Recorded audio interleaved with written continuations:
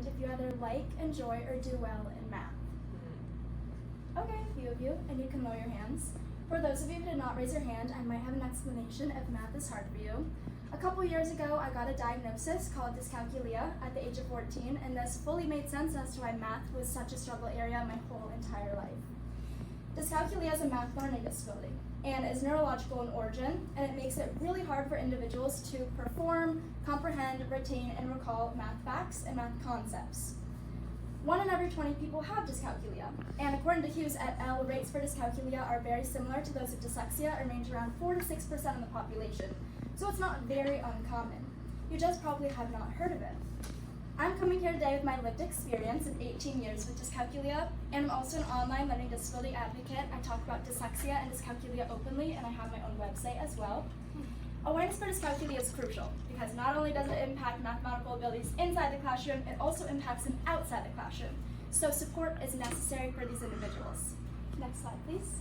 You're going to hear today 2 things: the strengths of living with dyscalculia and the challenges of living with dyscalculia.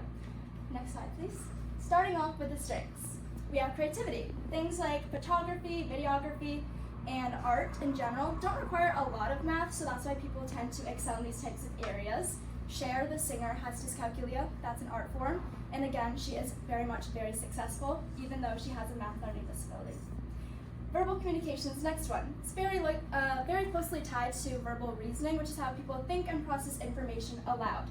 So they can ask questions and try to work their way out loud how to get to the end result.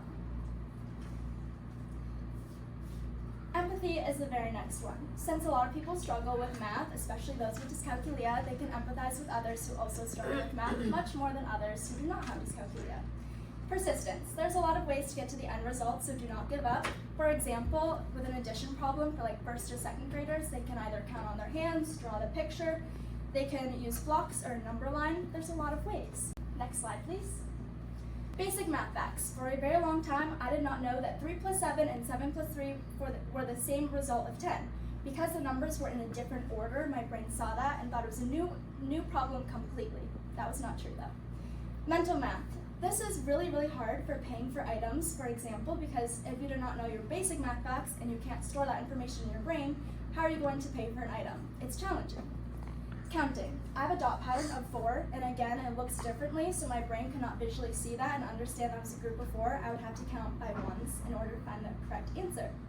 Next slide, please. I will talk about 2 things that are difficult for me, and I did not understand why until I found out that I had dyscalculia. Music is the first one. Reading notes looks like a foreign language to me, and over here we have the same note, but it's positioned in 2 different ways. And so every time my brain processed this, I thought it was different, but alas, it was the same exact note. And tempo is the next one. I had to learn the name of the note, the fingering of the note, the value of the note, and also stay on track with everyone else. I was always behind because I could not do all this in a quick manner. Next slide, please.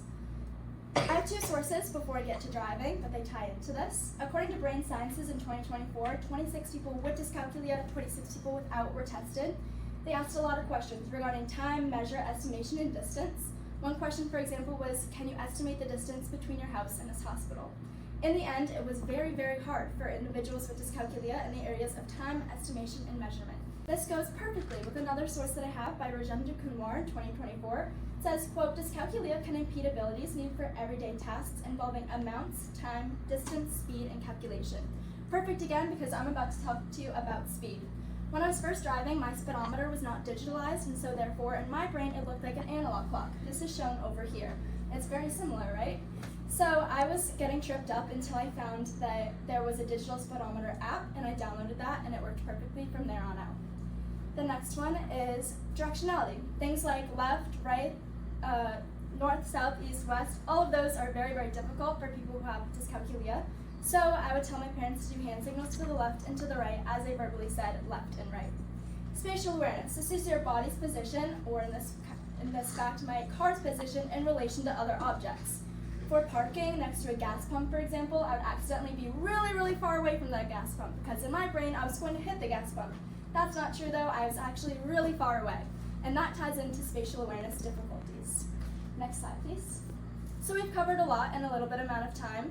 You have learned the definition, the strengths, the challenges, the daily life challenges, examples of my lived experience. If anything resonates with you today, please check out the Disability Access Inclusion Center at the Memorial Union, and they'll be so happy to help you out. And I just want to say thank you again for listening to this presentation.